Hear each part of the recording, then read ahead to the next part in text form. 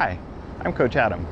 Today I'm going to demonstrate something that I use for my beginning students, and I have a student today who is going to be taking a ball on a golf club, and you'll see that in a sec, with him to practice. And it continues with the idea of the inside side of the ball, how to find it, how to get to the ball properly. And when I'm working with new students, I'm working on only two different grips, and that's the continental grip, which we start out with for the majority of the time, and then as we move back we go to the Eastern. Semi-Western really doesn't apply to new students until they're much further advanced. So those two grips that are really close together, and why I like them, not only because the grip change is so easy, but their paths are very similar.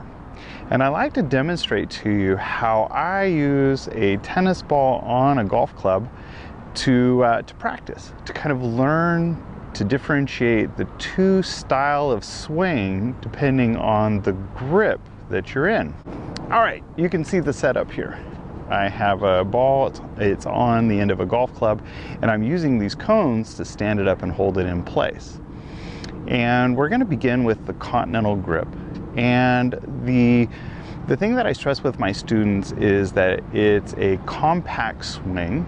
Very little backswing, very little forward swing, because we're going to be using this in the short court initially before we move back and learn how to drive with it. You can drive with a continental grip, but really I want to introduce touch and control, and that we're going to develop here. And the problem that a lot of new students have is just lining their racket up with the ball. So this is a great way to do it. The nice thing too is the setup and the path of the swing is really easy to advance to an Eastern grip, and it's quite possible that even at advanced levels, the Eastern grip is as far as they need to go at the club level. We'll talk about that later. I have another video where we'll look at the contrast between Eastern grip and semi-Western grip, advantages and disadvantages. At the club level, I'll already tell you, I'm a big fan of just using the Eastern grip. I can teach my students to get the same amount of topspin, but more importantly, what you get from the Eastern grip is depth that often you don't get with consistency with the semi-Western. But that's another story. All right, let's look at this. So right away, what I'm going to have my student do, find that continental grip, and basically from a distance, any distance, they're going to be moving over and lining the racket up right behind the ball, the stationary ball here on the golf club.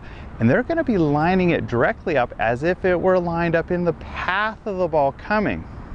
So I teach a system of two backswings. The first backswing is just where it is out. It's lined up with the ball at that point.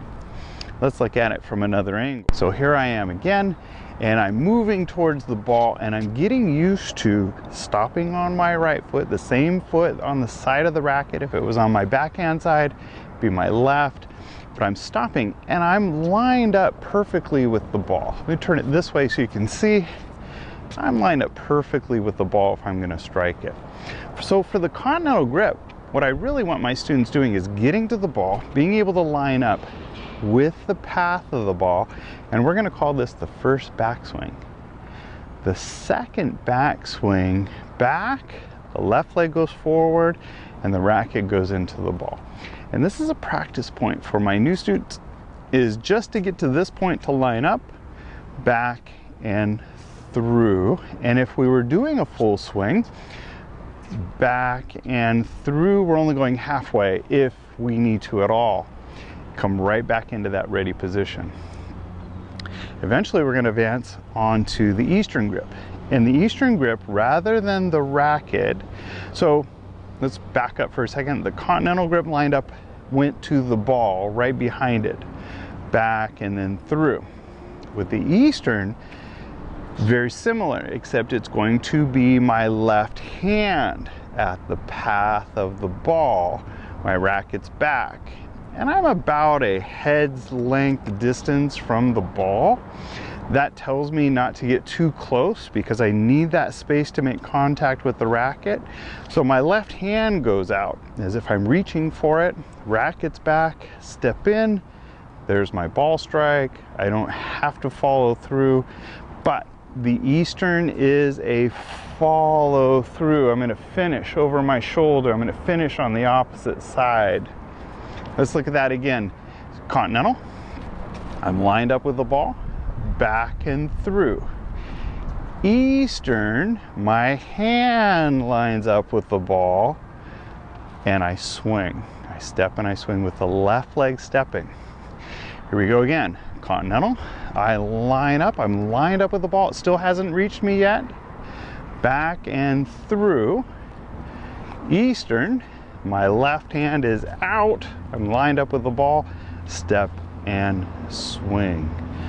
That's the practice point. That's the practice point that I send my students off when they are given a ball that they can put on a golf club. I'll set one up for them, send them home. They can put it in the couch at home and practice that, because we want to make sure that they can, from any distance, get into the same position over and over again.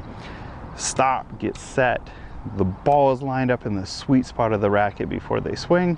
Either that's lined up with the racket or their hand adjusting to the ball if they're using an Eastern grip.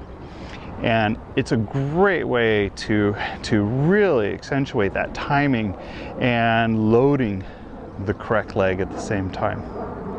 Try that out. Go get yourself a golf club, a couple dollars over at a pawn shop or a thrift store. Pop the top off, put a ball on it, put it between the couch cushions, and use that as a practice swinging device. Give that a shot. See if that helps you.